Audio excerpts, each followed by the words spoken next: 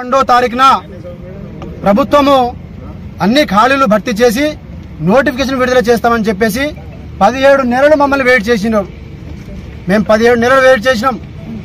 అయ్యా, కాంగ్రెస్ ప్రభుత్వానికి మేము చేతులు జోడించి మేము అడుగుతా ఉన్నాం. మా దాంట్లో ఎట్లాంటి రాజకీయాలు లేవు.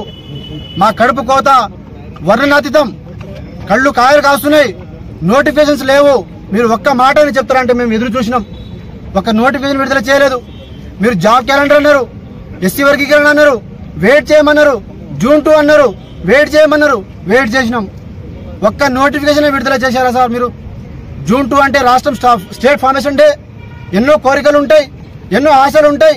17 నెలల నుంచి ఆ ప్రభుత్వాన్ని చీల్చి చెండాడి కింద కూర్చోబెడితే ఈ ప్రభుత్వాన్ని తీసుకొస్తే అందరం కూడా మిమ్మల్ని ఒక సమిష్టి కృషితో మిమ్మల్ని తీసుకొచ్చినాం.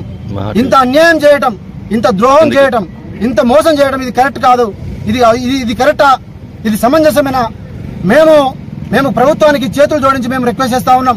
ఇక మీదటైనా మా దాంట్లో ఎట్లాంటివి లేవు. మేము అన్ని కుల సంఘాల మద్దతుతో, అన్ని విద్యార్థుల సంఘాల మద్దతుతో, అన్ని వర్గాల ప్రజలతో మరో తెలంగాణ ఉద్యమాన్ని ఇక్కడ ఉస్మానియా యూనివర్సిటీ నుంచి మేము మొదలు పెడతా ఉన్నాం. ఇది మరో తెలంగాణ ఉద్యమం. ఈ ఉద్యమంలో నియామకాల కోసం ఈ ఉద్యమం చేయబడతా ఉన్నాం.